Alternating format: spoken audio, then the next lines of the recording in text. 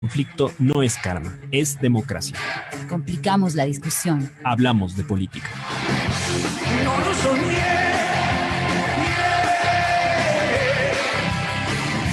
Deja que me el tiburón.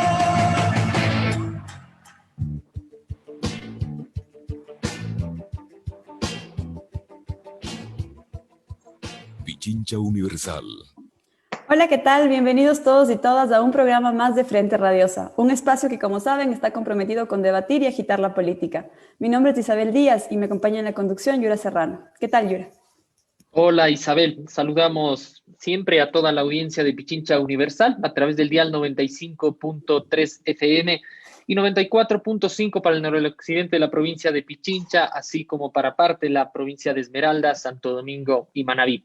Hoy es viernes 15 de enero y iniciamos Frente Radiosa porque el conflicto no es karma, sino democracia. Hablamos de frente.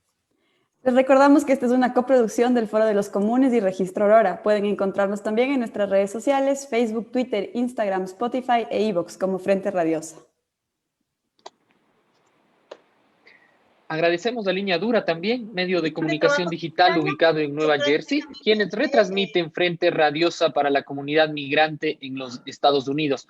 A Patricio, que en esta ocasión nos acompaña desde la coordinación técnica en los estudios centrales de la radio y obviamente a todo el equipo de producción de Frente Radiosa. Así es. Esta tarde arrancamos con una serie de programas en los que debatiremos sobre las elecciones de febrero próximo y lo que está en juego. Esta tarde, para analizar lo que representan el binomio Arauz-Rabascal, nos acompañan Franklin Ramírez, profesor de Flaxo Ecuador, Gabriela Rivadeneira, expresidenta de la Asamblea Nacional, y Javier Flores, analista político. Bienvenidos, bienvenida. Hasta el momento, la próxima contienda electoral presenta formalmente 16 binomios que se disputarán la conducción del Poder Ejecutivo para el periodo 2021-2025. Decimos formalmente porque la disputa parece ordenarse más bien en torno a 3 candidaturas, la de Andrés Arauz, la de Guillermo Lasso y la de Yacu Pérez. Pero, ¿qué representa cada una de estas opciones políticas? Hoy ponemos el ojo sobre aquella primera. Así es. La candidatura de Andrés Arauz llega a pesar de las durísimas condiciones de persecución y proscripción en las que se han conformado el binomio y sus listas de asambleístas. Aparece como la fuerza de oposición más consistente al actual periodo de gobierno. Para ello, se aferran a la denominada década ganada y a la añoranza de un mejor pasado que puede ser recuperado. Así las cosas, en esta primera vuelta, la campaña de Arauz ha intentado mantener viva la imagen del expresidente, a pesar de las múltiples trabas a su participación impuestas desde los órganos del poder. La estrategia se inclina por mostrar que un voto por Arauz es un voto por Correa. Mientras algunos dicen que este camino no alcanza para ganar y tampoco para gobernar, el Consejo Nacional Electoral se ha decidido a vetar su imagen de todos los anuncios electorales. Se prohíbe al pueblo saber cuál es entonces la fuerza de Correa. Queda en entredicho, sin embargo, la capacidad de autocrítica de una fuerza que no logra renovar del todo. Existe voluntad de ampliar y reconocer por fuera, y en ese caso hay mucho más por donde ampliar. ¿Qué queda por fuera en el campo popular que no sea correísta? ¿Puede Arauz recoger más demandas y hablarles a más sectores sociales, adquiriendo para la Revolución Ciudadana una imagen que represente algo más de lo que ya ha sido? En suma, si las derechas han sido especialmente insistentes en hacer caducar los derechos políticos de Correa, así como en acorralar las estructuras políticas en las que se ha posicionado, y ahora buscan desvincular su imagen de la contienda o reducir a Arauz como un simple llavero del expresidente, es preciso seguir preguntándose, ¿es la imagen del expresidente suficiente para una victoria electoral? Por otro lado, dado el alto porcentaje de votos blancos y nulos, ¿qué tanto margen se necesita para gobernar el país? Así las cosas, en esta tarde nos preguntamos, ¿qué significa votar por Arauz? ¿Votar por él es votar por Correa o es votar por algo más? De esto y más hablamos hoy en Frente Radiosa. Bueno, no nos demoramos más y arrancamos el programa entonces. Quisiéramos iniciar pidiéndole sus primeras impresiones sobre lo que representa el binomio de Andrés Arauz y Carlos Rabascal en la papeleta del próximo febrero. Javier, bienvenido, comenzamos contigo. Bueno, muchísimas gracias por la invitación a participar de este panel. Saludos a todos, saludos a Franklin, a Gabriela. Mira, para mí tengo la impresión de que Arauz quiere ser la continuidad de un proceso que se truncó durante 4 años. Esa es la recuperación que se quiere hacer, y ese es creo que el fuerte de su discurso, digamos. Es imposible entender la figura de Andrés Arauz disociada de la figura de Rafael Correa. Si el correísmo llegara a tener algún futuro en este país, obviamente va a pasar por la participación de Correa en la política nacional, y quién sabe qué pase con él como caudillo, porque claramente nuestras tradiciones de caudillos no dan como para dejar sucesores, y no sé si al final del día Arauz podría ser ese el caso, el sucesor de Correa, la persona quien llegue a reemplazarlo y a superarlo en muchísimas cosas, porque también Correa es un hombre de otra época y cada vez lo es más, digamos, frente al mundo millennial, cada vez Correa es más un Boy Scout de los 70s. Entonces, me parece que en ese sentido Arauz podría sintonizar mucho mejor con esas nuevas generaciones, que son el grueso de los votantes de febrero, pero creo que a su vez él por sí mismo no vende muy bien su juventud. Creo que otros políticos en el espectro actual, como Yacu Pérez, sintonizan, tanto por temática como por la actitud que tienen, sintonizan mejor con esos grupos. Me da la impresión que Arauz en ese sentido es más como una especie de niño viejo que un personaje que irradia juventud. Ojalá que para sus propósitos logre desarrollar mucho más carisma que el que al principio tiene, porque eso es muy importante para transmitir en política la autenticidad y la convicción de una propuesta que realmente desearía cambiar el estado de cosas. Pero bueno, ciertamente, insisto, es una candidatura atada a un gran liderazgo. Hay que ver cómo evoluciona esa candidatura, tanto en el proceso electoral actual y si luego se consolida un triunfo, cómo evoluciona ya dentro del ejercicio del poder, porque sin lugar a dudas hay alguien que tiene ahí el poder efectivo y alguien que tiene ahí el poder simbólico, y esa va a ser una disputa muy interesante de ver a futuro, si se da, obviamente. Ok, Javier, muchas gracias. Franklin, vamos contigo. ¿Cuáles son tus impresiones generales sobre lo que representa la candidatura de Arauz Rabascal? Bienvenido. Tu audio. Sí, gracias por la invitación. A mí me parece que es clave enfatizar que el binomio Arauz-Rabascal es un binomio que la Revolución Ciudadana coloca en un momento claramente defensivo del campo popular y progresista en Ecuador y ecuatoriano y latinoamericano. Con su dirigencia histórica prácticamente toda exilada en condiciones de persecución y acoso judicial, la selección del candidato estuvo claramente filtrada y tamizada por esa condición. Entonces, Arauz fue el candidato que podía ser electo en esas condiciones, y eso claramente significa que es más una suerte de deselección y una suerte de elección defensiva para proteger y blindar una candidatura y un proceso de construcción colectivo partidario que requiere de la participación electoral para sostenerse políticamente. Dicho esto, ¿no? En esas condiciones, en un momento defensivo, una candidatura defensiva que no permite expresar todo lo que contiene la Revolución Ciudadana, el correísmo, aparece la voz el lugar de Andrés Arauz, que claramente es una figura que emerge del aparato estatal de la Revolución Ciudadana, es de ahí donde fragua su militancia, es de ahí donde emerge como actor político, como figura pública. Eso condiciona su discursividad, su implantación, es claramente un producto de las, si quieren ustedes, la segunda generación de la Revolución Ciudadana que cuaja en el Estado y que está marcado por ese signo político. En tercer lugar, como bien decía Javier, obviamente se coloca la sombra o bajo el legado de Correa. Legado que fue puesto en duda por la deplorable elección que hizo Correa al situar a Moreno como su sucesor.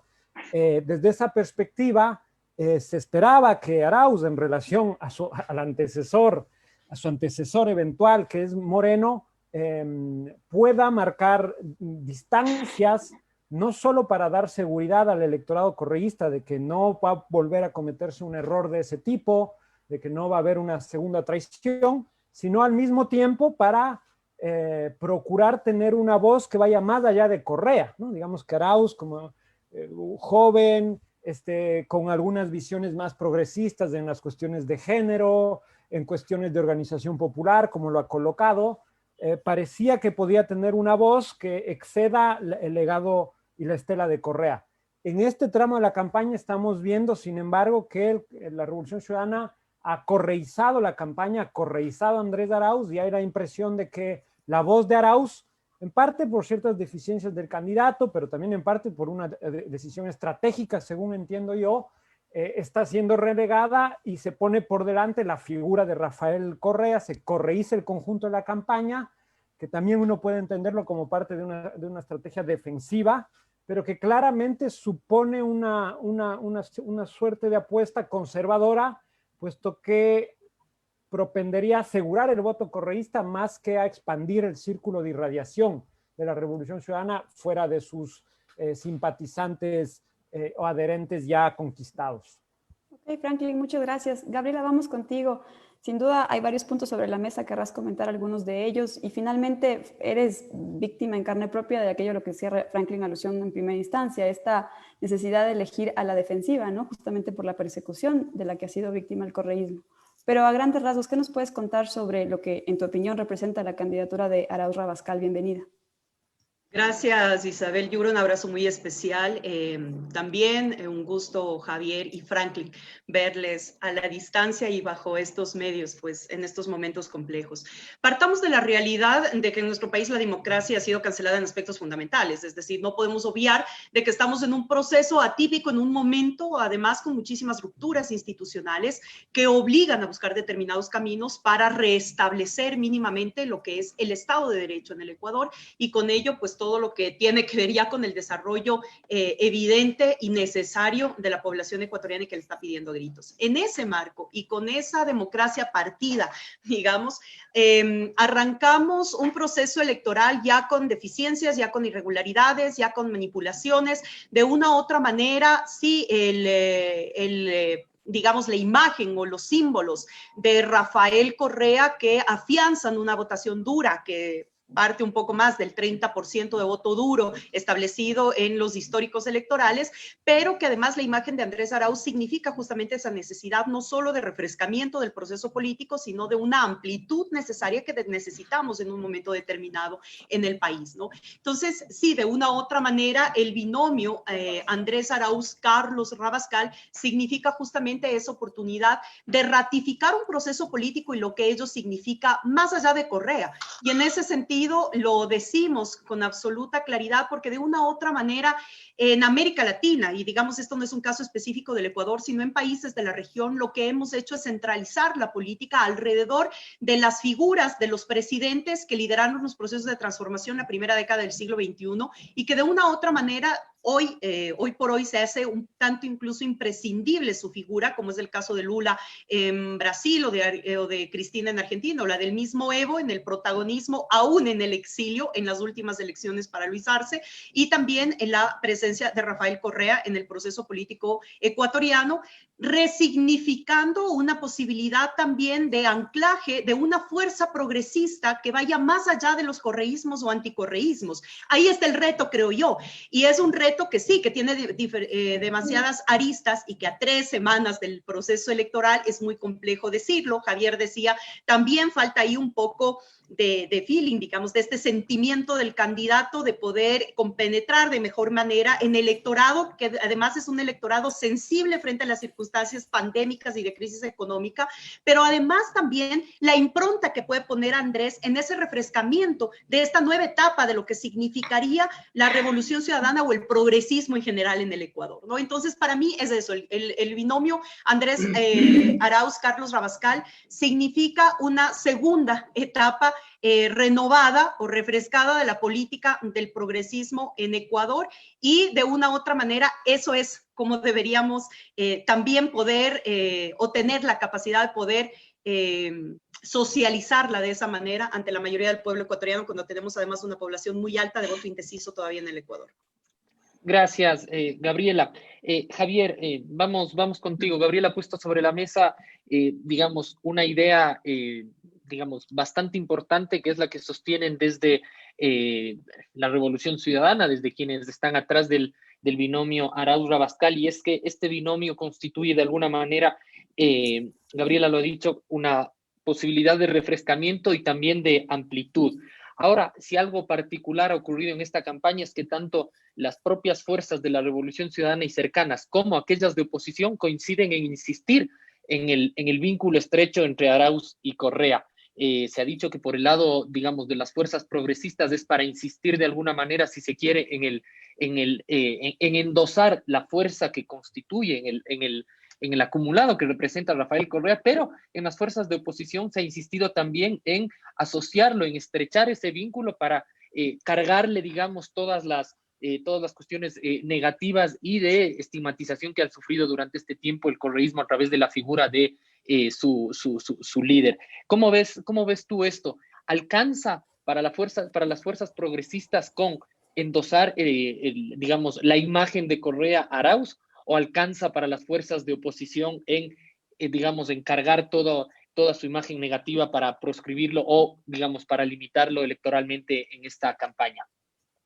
Eso dependerá mucho de los verdaderos jefes de campaña de Arauz y Rabascal, que es la oposición, realmente. Son ellos quienes van a ver qué tanto pueden convertir o elevar al nivel de mártir a Correa y a nivel de perseguidos políticos a su movimiento. Creo que ese hecho en particular, por la naturaleza de nuestra política, de nuestra sociedad, es el que catapultaría mucho más a la lista o al movimiento de Correa a la posibilidad de ganar incluso en una primera vuelta. Me parece que después de Correa se abrió la posibilidad de un postcorreísmo, y así se lo llamó incluso desde el oficialismo, como una posibilidad de superar a Correa y de cambiar las cosas que estaban mal, y así sobre esa base se actuó para pedirle a la población el voto en la consulta popular del 2018, y con esa base se hizo un consejo de carácter transitorio, dictatorial, en mi opinión, en la medida en que logró actuar por fuera de todo tipo de orden jurídico, como no sea las normas emanadas por ellos mismos, y que básicamente abusó de los derechos de todas las personas a las cuales sometió a juicio para reemplazarlas por algunas en su entera conveniencia, primero a dedo y después en concursos bastante dudosos. Luego toda esta persecución que se ha dado en distintos foros, en el ámbito legislativo, en el electoral, en el judicial, todo eso ha sido bastante claro, creo, y ese postcorreísmo realmente lo que ha intentado no es crear cosas para hacerlas mejor que como las hizo Correa, sino tratar de eliminar a Correa a toda costa, de cualquier manera. Y eso indudablemente ha traído como consecuencia, o mejor dicho, el resultado de ello ha sido por lo menos uno muy visible, que es el fracaso, porque claramente el correísmo está muy lejos de estar muerto, y esta elección creo que tiene mucho que decir a ese respecto, pero sobre todo el descrédito de la gente que intentó esto y que por su propio descrédito termina fortaleciendo a la opción que ha querido eliminar o anular durante tanto tiempo. Es decir, es el tiro por la culata. El esfuerzo que prodigan para lograr el efecto que desean les rebota y les causa el daño que desean evitar. Y realmente es porque han sido bastante ineficaces desde un punto de vista programático, desde un punto de vista de sus planes, pero también porque han sido bastante, quiero escoger las palabras, descuidados en su respeto de la norma jurídica y del derecho internacional. Estoy siendo bastante elegante porque realmente han sido muy abusivos. Y creo que habrá un momento en el futuro en que vamos a discutir esto, no en la justicia ecuatoriana, que claramente no ha dado muestras de independencia e imparcialidad, sino en foros internacionales donde seguramente se hará notar que la conducta del Estado durante estos años ha sido propia de barbajanes, de gente sin ley que ha tratado de hacer las cosas a toda costa y sin respeto a los derechos de los demás. Gracias, Javier. Franklin, Javier ha puesto, digamos, esta idea de la tesis del postcorreísmo que se asumió en el 2017 con la transición de alguna manera fallida en el gobierno de Moreno y quienes constituyeron su primer núcleo duro para el ejercicio del poder. El escenario de hoy día, de la campaña que atravesamos hoy día, en que la fuerza reconocida por Arauz y Rabascal en el campo popular progresista y de izquierda, es también una respuesta a esa intención, a esa reacción de 2017 de pensar, digamos, el progresismo y pensar el propio correísmo sin la figura de Correa. ¿Es una reacción en clave en ese sentido o, digamos, es una un camino impostergable que tiene que recorrer la fuerza progresista en el país para llegar nuevamente al poder. El poscorreísmo no existió, finalmente fue una mera máquina de demolición del Estado social, del Estado de Derecho, que nos colocó en el paisaje de la necropolítica neoliberal como una maquinaria de despojo, de desigualdad, de una máquina trituradora de la dignidad popular. Desde esa perspectiva, si el poscorreísmo fue básicamente una vuelta a un pasado que parecía que había sido recompuesto, el discurso de la Revolución Ciudadana ahora, en 2021, también, de modo comprensible y no, lo que termina por hacer es volver a ese momento de crítica al neoliberalismo, volver a situarse, si quieren ustedes, en los viejos años 90, donde la crítica de la izquierda al neoliberalismo tenía una tonalidad, unos colores. Evidentemente, la máquina anticorreísta nos volvió a ese estado de las cosas, pero el límite de la Revolución Ciudadana al respecto es que vuelve a restaurar una crítica que funcionó muy bien en 2007 y que parecen querer replicar ahora, como si efectivamente solo hubiera habido demolición del Estado de Derecho y de las condiciones sociales de vida digna. Entonces, esto hace que el discurso de la Revolución Ciudadana guarde combustible en gran parte por la glotonería de las élites, por la avaricia, por su amor al pequeño interés. El discurso heterodoxo, estructuralista, económico del RC, que representa muy bien a Andrés Arauz, está vivo, pero al mismo tiempo parece que también es una suerte de reiteración en el pasado que no proyecta el discurso más allá. Entonces aquí no es un problema solo de la figura de Correa, sino que la Revolución Ciudadana, con este gran significante que es su líder, termina por ser cacofónica en relación a su propio discurso, y eso también está erosionando las posibilidades de ampliar su anillo de votación más allá de su bastión electoral. Habría que volver a la discusión de por qué Arauz no está consiguiendo retener, por lo que vemos en las encuestas, al menos el voto de Correa. Eso explicaría en parte ese refuerzo de la imagen de Correa, del viejo discurso del antineoliberalismo, pero al mismo tiempo resulta bastante temeroso y defensivo no hacer una estrategia de otro tipo, en otro nivel, para expandirse fuera de esos circuitos que finalmente uno supone que terminarán votando por Arauz. Gracias, Franklin. Gabriela, replicamos un poco la pregunta hacia ti, con la que empezábamos haciéndole a Javier.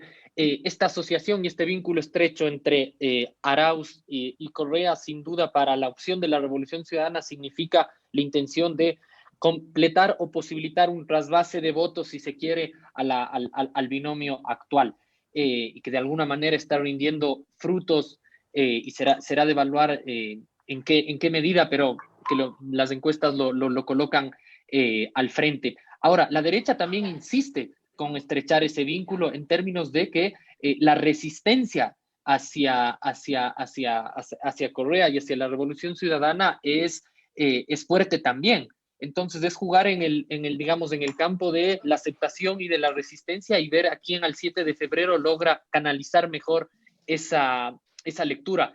¿Cómo lo miras tú? ¿Cómo lo ven desde la Revolución Ciudadana ahora, al calor de la campaña, esta situación? Gracias, Yura, y resulta, insisto, sumamente complejo, porque es un poco reafirmar como todas las posiciones o todas las transformaciones positivas que tuvo el Ecuador en la primera década del siglo XXI, pero también mostrar un tema de una nueva propuesta anclada a sectores organizados, si quieres, más clase media, media alta, jóvenes, urbanos, del tema feminista, ambientalista, ecologista, de ciencia, innovación y tecnología, donde Andrés además tiene una experticia de manejo en eso. Pero claro, todo este mensaje y toda esta transición también de lo que Franklin mencionaba, todo eso que a nosotros, digamos, como dirigentes de la Revolución Ciudadana, nos ha obligado y nos ha exigido el momento político reafirmarlo en figuras nuevas y en figuras que están postulando ahora en las listas electorales desde la RC, que son muchísimas menores de 40 años y hasta de 35 años. No logramos posesionar un nuevo mensaje y es justamente por todo ese tema de cerco mediático, los opinólogos todo el tiempo en los medios de comunicación, los periodistas como el de hoy, Jorge Ortiz, que lo que hace es prácticamente satanizar al candidato delante de las pantallas de televisión y acorralarlos, y de una u otra manera nos tienen en esa defensiva permanente de la que tenemos que salir. Ese es un reto que tenemos y yo creo que en gran medida lo estamos logrando con nuevas voces que todavía falta mucho escucharlas, falta mucho difundirlas, pero la misma voz de Andrés Arauz y de cerca tenemos un poco más de 40 candidatos y candidatas menores de 35 años en las listas electorales, lo cual para mí es una confianza de renovación política muy importante también, a pesar de que nos han dicho que Rafael Correa es el líder que no permite sombra, pues en ese mismo liderazgo y en ese mismo fragor, digamos, del proceso político, se pudo identificar y se pudo ir formando también nuevos cuadros que ahora están asumiendo la apuesta. Pero sí, es un poco el reafirmar el voto duro del correísmo, pero también ampliarlo, e insisto, ese es el reto.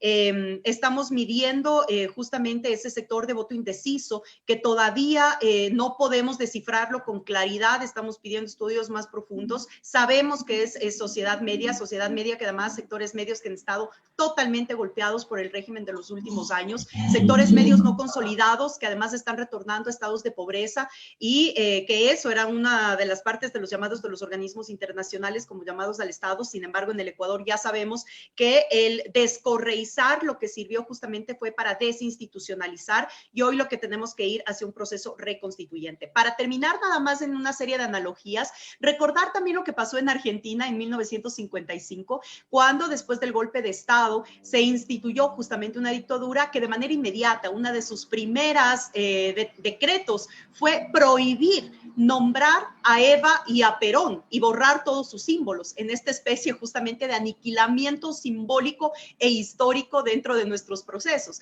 Sin embargo, después de un exilio de 18 años, la fuerza peronista siguió viva y es la base fundamental de lo que hoy se reconoce como también parte esencial del progresismo en Argentina. Hago esta analogía no porque sean similares, son procesos diferentes, estamos hablando de momentos y procesos diferentes. Sin embargo, lo que sí podemos reivindicar es que cualquiera que bajo obligación o a la fuerza quiera borrar imaginarios que están ya implementados en las mayorías populares y en los sectores populares de nuestro pueblo, pues les resulta bastante complejo. Y eso es lo que también estamos viendo en los indicadores. Si bien es cierto, Correa puede tener en sí mismo como persona política un nivel de rechazo, en las encuestas diría si es que el día de mañana Rafael Correa fuera candidato presidencial, ganaríamos nuevamente las elecciones, porque estamos evidenciando también que la derecha ecuatoriana no tiene candidatos que disputen verdaderamente una presidencia. Es lo que yo decía hace poco en un medio de comunicación internacional. La derecha ecuatoriana no tiene contendores. Lazo, que es un contendor que prácticamente está a la baja y que tiene negativos sumamente fuertes.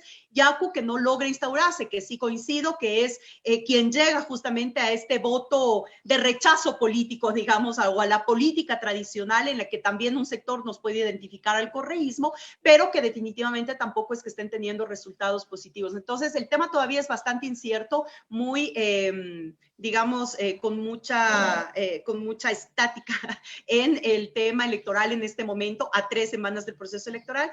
Sin embargo, tenemos muchísimos retos y otra cosa es plantearlo desde un reto del correísmo cuando debería ser retos del progresismo ecuatoriano, que también cambiaría muchísimo el panorama en la política del país. Importante idea de cierre para este bloque, Gaby. Agradecemos tu intervención. En este momento vamos a una pausa y volvemos con más de Frente Radiosa. Yo no soñé,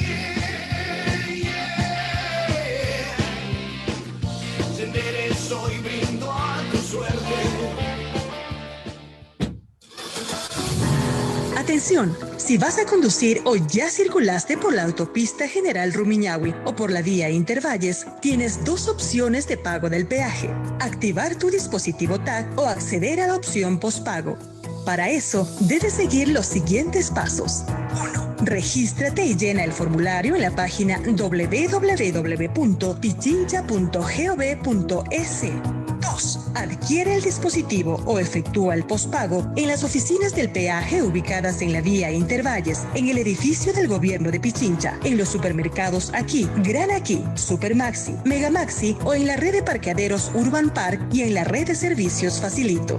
Recuerda que ahora los peajes de la autopista General Rumiñahui y de la vía Intervalles están automatizados. Gobierno de Pichincha. Autorización número 01460, CNE, Elecciones Generales 2021. Este es un aporte a la ciudadanía. Una noche cualquiera, mientras el mundo se rendía ante el blues, irrumpió una guitarra y la voz del rey. Entonces nació el rock. Fusionando la magia del blues y el rock and roll. Nacieron las mejores creaciones del rock. Con los grandes exponentes en su género. Pichincha Universal les invita a escuchar Rock FM. Todos los sábados a partir de las 17 horas. Producción Pato Pinos. Cámara. Grabando. Sonido. Grabando. Acción. Llega en su segunda temporada a la cartelera de Radio Pichincha Universal, Entre Telones, un encuentro con los artistas del cine, el teatro y las artes escénicas. El telón se abre todos los viernes a las 7 de la noche. Entre Telones, periodismo cultural desde los escenarios. Corte. Queda. No se olviden, todos los viernes a las 7 de la noche por la Pichincha. Pichincha Universal. El otro relato.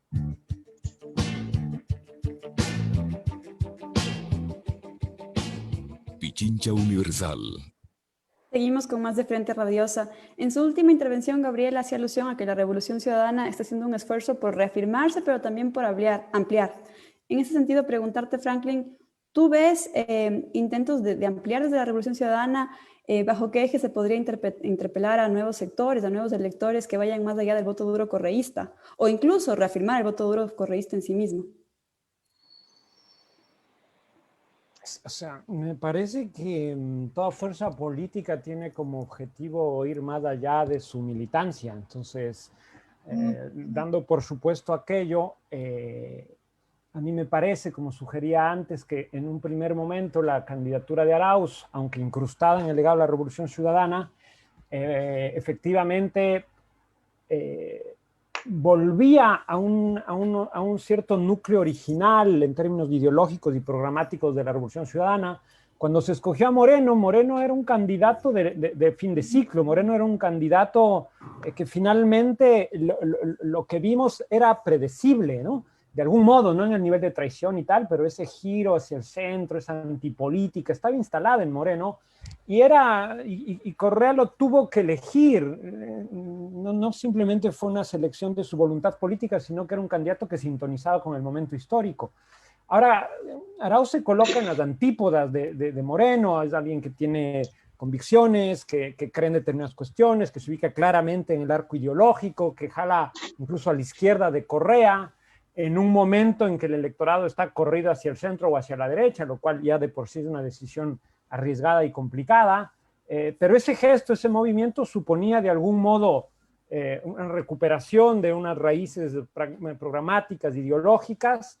La apuesta generacional parecía identificarse claramente como una forma de ampliar y conectar con unas nuevas generaciones que, como bien decía Javier, no sintonizan bien, podríamos decir, con este Boy Scout que es el MASH, y como un líder muy congelado en sus propias convicciones muchas veces. Era un gesto de ampliación de algún modo, pero al mismo tiempo había esta beta postneoliberal, esta beta del discurso economicista, que nos hacía pensar otra vez en el liderazgo de Correa. Ahora, Arauz, a mí me pareció en el mes pasado que dio algunas señales, habló de que un límite de la Revolución Ciudadana fue que no generó poder popular, que no generó organización, que no tuvo músculo organizado de masas.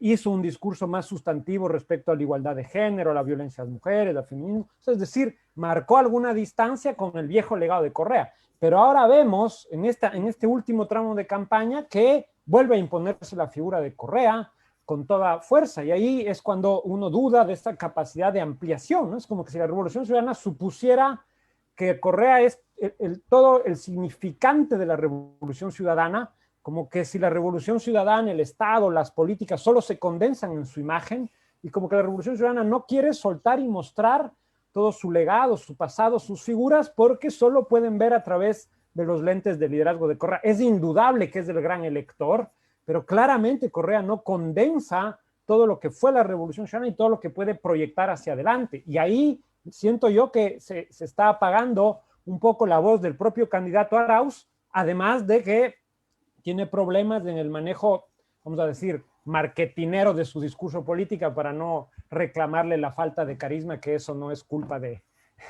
personal de nadie. Ok, Franklin, muchas gracias. Javier, vamos contigo. Franklin dice que Arauz se coloca en las antípodas de Moreno y que además jala a Correa por la izquierda. Y a la vez recuerdo que en tu primera intervención decías que de alguna manera no es un personaje que no logra explotar su juventud. En tu opinión, ¿cuáles son las señas que está dando la candidatura de Arauz, su persona, para ampliar, más allá del voto duro correísta, interpelar a nuevos sectores que puedan ayudar a sumar al proceso? Bueno, eso tendría que manifestarse en cosas evidentes, en manifestaciones verbales, en hechos, en apoyos concretos ya en el gobierno, con políticas públicas, con legislación, en fin, eso ya lo veremos más adelante. Yo creo que por ahora ha demorado bastante en tener un discurso propio, ha tenido que crecer muy atado a la figura de Correa. Yo creo que el correísmo tiene que plantearse seriamente la pregunta de si el correísmo está atrapado por la figura de Correa, está atrapado por Correa conceptualmente, cuáles son los límites que puede horadar el correísmo sin ofender su esencia, y cuál es su esencia si tal cosa existe. Es lo que piensa Correa, en tal caso que haga un decálogo y luego deje que las cosas evolucionen por su cuenta, pero claramente las cosas no funcionan así y es difícil saber cuál es el límite que existe para definir algo como dentro de la doctrina correísta, por así decirlo. Creo que depende mucho de su figura y por eso creo que la vuelta al final de afincarse en una figura fuerte como la de Correa, porque es lo que le puede dar réditos políticos. Al final del día se trata de ganar una elección, y tratar de construir un personaje en tan corto tiempo, para el caso de Arauz,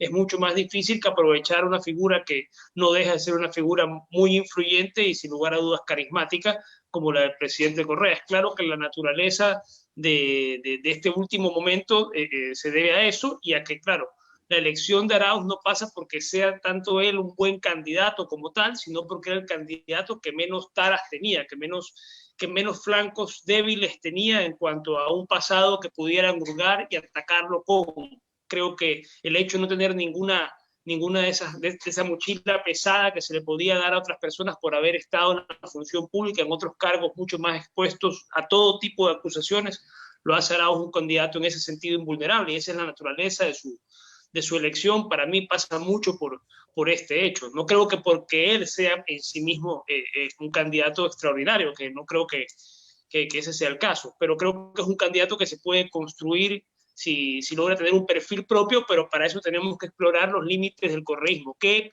puede cambiar del correísmo y que siga haciendo tal cosa? Así como en el caso que mencionaba Gabriela de Perón, que el peronismo ha sido tantas cosas, ha sido una cosa extrema derecha, ha sido una cosa extrema de izquierda, ha sido Menem, ha sido Kirchner, ha sido muchas cosas. ¿Cómo va a derivar el correísmo y cuáles son sus distintas vertientes? ¿Cuál es la vertiente que va a ser más fiel al Correa original? ¿Qué es ser el Correa original? Son, creo que, preguntas muy interesantes que, si se da el caso de la elección de Arauz y de Rabascal, vamos a tener oportunidad de ver cómo se desenvuelve en los siguientes años, por supuesto. Si no es el caso, pues nos quedaremos con la duda. Ok, Javier, gracias. Gabriela, sabemos que los liderazgos son necesarios, pero no son suficientes. Y bueno, sí, hay grandes significantes que, incluso retomando lo que tú decías antes, frente a este aniquilamiento simbólico del que ha sido víctima la Revolución Ciudadana, es también complejo un poco pedirles que salgan de eso. Y sin embargo, tú nos hablabas de intentos de ampliación, muy vinculados tal vez a la organización, en territorio. ¿Qué están pensando para interpelar al voto indeciso, que sabemos que es fuerte y pesará mucho en las elecciones del febrero próximo? Sí, y además no solamente el indeciso, sino también ratificar el voto oculto, ¿no? Recordemos que también, y ahora lo vimos en las últimas elecciones bolivianas, también ese peso del voto oculto, del vergonzado, digamos, del que nos han golpeado tanto, que no digo que soy de Correa, pero al final voy a votar por Correa. Y esta suerte que hemos tenido de cambio permanente de partido político. O sea, esto no ha sido fácil llevarlo hacia un tema de una conquista electoral con un posesionamiento de la organización política. Es decir, si bien es cierto, Andrés Arauz es un cuadro nuevo, no nuevo solo por su juventud, sino nuevo en la palestra política ecuatoriana, es un candidato que si hubiera tenido una organización política fuerte, establecida, posicionada, posiblemente la realidad sea distinta y podamos dar en esa transición más acelerada de lo que pueda significar el demostrar que es un nuevo momento de la revolución. Pero solamente para comentar rápidamente, 2017 nos roban Alianza País, nos presentamos como Revolución Ciudadana, nos niegan ser Revolución Ciudadana porque no podíamos usar el eslogan del gobierno anterior, nos negaron luego ser Revolución Alfarista porque no podíamos llevar el nombre de Alfaro, porque Alfaro era un liberal en su época y nosotros éramos una organización neoliberal y que por lo tanto el CNE nos negó podernos presentar como con el nombre de Alfaro. Luego nos dieron casillero, recogimos 500,000 de firmas como Acuerdo Nacional Maná. Un día antes de entregar las firmas, el mismo casillero le entregaron a un partidario de Lucio Gutiérrez. Luego, 2 semanas antes de las seccionales, nos presentamos como Compromiso Social, ganamos 2 de las 3 prefecturas más grandes del país. En pleno proceso electoral, ya para la presidencial, suspenden a Compromiso Social, luego hacemos acuerdo con Centro Democrático, luego restituyen a Compromiso Social. Es decir, es realmente una tarea titánica de posesionamiento, no solamente de nombre, de número, etcétera, sino de todo lo que esto conlleva, porque en este momento incluso las denuncias que tenemos en territorio es que la 35 Alianza País sigue usando la imagen de Correa en sectores periféricos rurales, donde la información es menos constante y donde todavía se cree que Correa es 35. Entonces, todas estas son taras que nos llevan a afianzar también el posesionamiento de quien se ubica como líder de la Revolución Ciudadana, que es Rafael Correa, y esto anclado al nuevo candidato de Andrés Arauz, a la lista 1, que es nueva lista para nosotros, al nuevo color, que es el color naranja,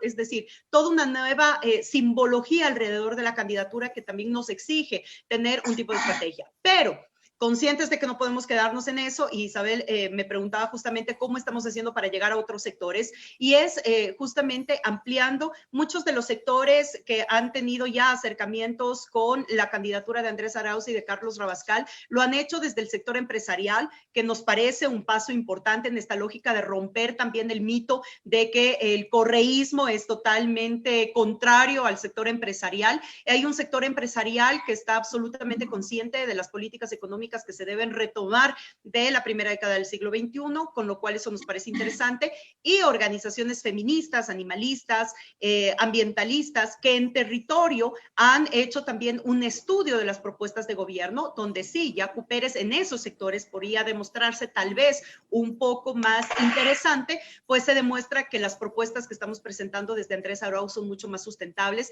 y que también están mucho más ancladas a la dinámica geopolítica. Eso para nosotros es muy importante porque en este caso Andrés Arauz es el único de los 16 candidatos inscritos que definitivamente ha planteado un tema de relacionamiento geopolítico internacional y ya de conexiones internacionales, por ejemplo, con el tema de la vacuna, ya con el acuerdo con Argentina y posiblemente con México para el tema de la vacuna desde el día 1 del nuevo gobierno de Andrés Arauz. Ese tipo de temas, por ejemplo, ya demuestran una solvencia, un sostenimiento además en propuestas que son reales y que nos llevan también a ampliar un sector de la población que esperamos sea lo suficiente para lograr la primera vuelta, porque sabemos que también la segunda vuelta es bastante compleja en una lid electoral de todos contra uno, pero sí, hemos visto señales importantes de diferentes sectores que nunca se han identificado con el correísmo y que ahora están mostrándose abiertos a la propuesta de Andrés Arauz y Carlos Rabascal.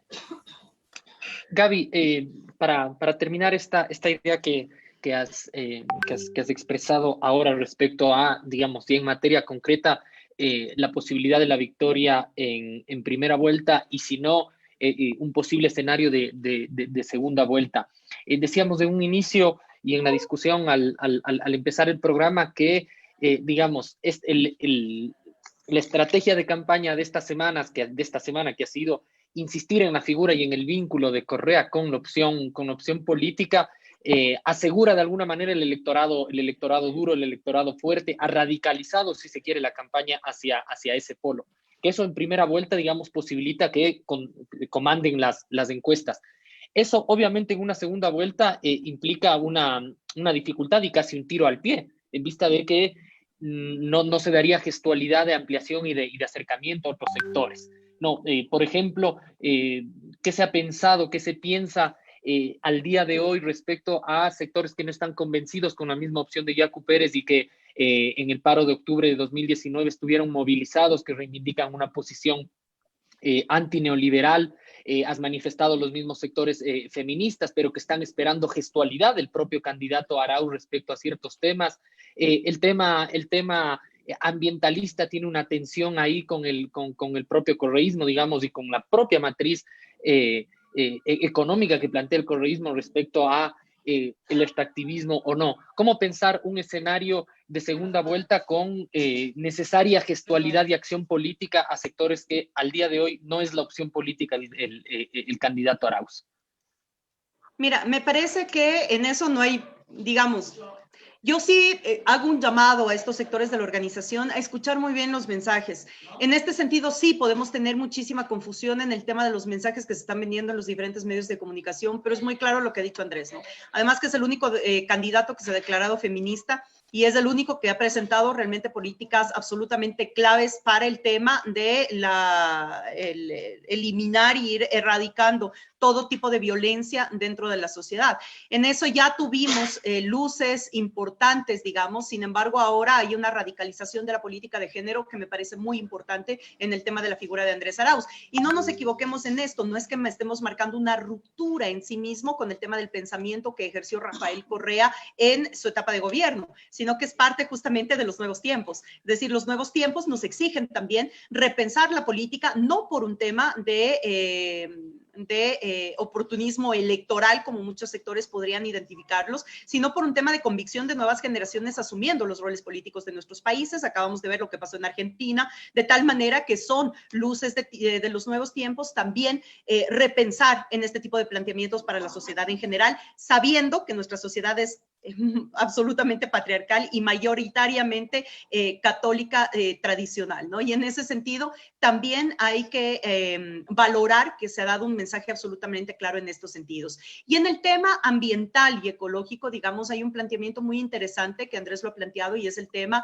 del país postpetrolero, ya con acciones muy concretas, el tema de la minería inversa, el tema de todo lo que es megaproyectos para trasladar el tema energético, que me parece un tema bastante importante en esta época, y que todo eso junto nos permita también marcar unos nuevos ingresos económicos al Estado más allá del postpetróleo. Nosotros tenemos 58% del presupuesto ecuatoriano se basa en el ingreso petrolero y en ese sentido pues sabemos que hay que pensar urgentemente en el país postpetrolero y eso es lo que está planteado en el plan de gobierno y que Andrés Arauz lo ha marcado con absoluta claridad. Gracias, Gabriela. Javier, para retomar un poco esta idea de cómo pensar y cómo cerrar el ciclo de esta primera vuelta que se ejerce el 7 de febrero y con el digamos, y de reojo pensar en una posible segunda vuelta. Y citando el ejemplo que ha traído también Gabriela sobre la mesa en el caso del peronismo, allá hace un tiempo se decía sin Cristina es imposible y solo con Cristina no alcanza.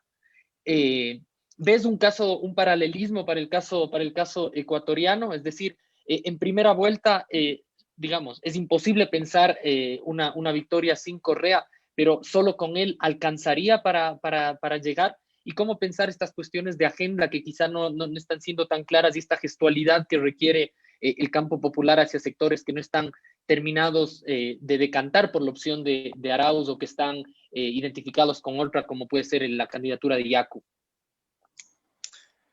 Bueno, en principio yo no descartaría un triunfo también en primera vuelta. Eso va a depender de muchísimos factores, pero sobre todo la política es el momento que se hacen las elecciones y los candidatos que han llegado a esa instancia son decisivos para ese resultado final. Y lo que uno puede ver es que mucho ayudan los rivales de la Revolución Ciudadana al triunfo de la Revolución Ciudadana, realmente. Son muchos de ellos candidatos que, bueno, lo que se puede ver en los debates, no quiero andar en ello, pero es realmente muy pobre el contenido, en la mayoría de las propuestas que se han escuchado, e incluso de los que son los más importantes en cuanto a números, que no sean Arauz y Rabascal.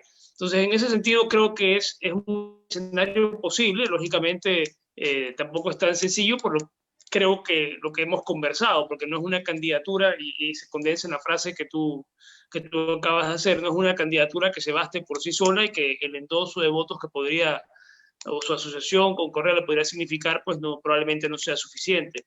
Ahora, a mí me parece que los escenarios también están abiertos. Yo no descartaría que la opción de Lasso sea la más débil de las tres, tomando en cuenta a Pérez y a Arauz también en la colada. Yo creo que es un candidato que se ha venido desinflando poco a poco, que pensó tomar un envión muy importante con el apoyo de Nebot y que en el curso de los días se ha visto que ese apoyo ha sido tan débil como ha sido en otras oportunidades. Realmente eso tampoco es novedad, pero cuando lo apoyó Lasso a Nebot en el 2013 y Lasso es muy principiante en política, que en aquel entonces le cedió la provincia del Guayas para que Nebot sume diputados allí, y él cediéndolos, cuando con eso pudo haber tenido una bancada legislativa por sí mismo, se hubiera participado en aquel entonces, además de construcción política en territorio.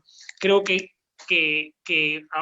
en esa época lo apoyó y no obtuvo ningún apoyo tangible en ninguna parroquia de Guayaquil. Yo creo que eso está verificando ahora y es un lastre. No es un lastre realmente, no puedo decir que sea ni mucho menos un lastre. La imagen de Nebot es positiva y lo acerca a varios sectores, pero ciertamente no le ha permitido crecer lo que él habría deseado para estar en otra situación al momento actual. Yo creo que se están dando cuenta que el candidato, realmente no es difícil darse cuenta, lo ha sido siempre, pero en esta ocasión, cuando la cancha parecía la más favorable, pues tampoco es que no está resultando lo mejor para él, aparentemente. Entonces son escenarios que habría que explorar. Ya en las elecciones, ya cuando se den las elecciones vamos a saber si efectivamente hay una segunda vuelta y quién llega a ella, porque eso para mí también está abierto. Yo no veo necesariamente que la derecha haya recuperado el espacio, se haya distanciado lo suficiente del gobierno actual, quiero decir. Y creo que ese va a ser su mayor lastre en esta elección, además. Gracias, Javier. Vamos llegando al cierre del programa y extendemos esta inquietud que tenemos a Franklin también.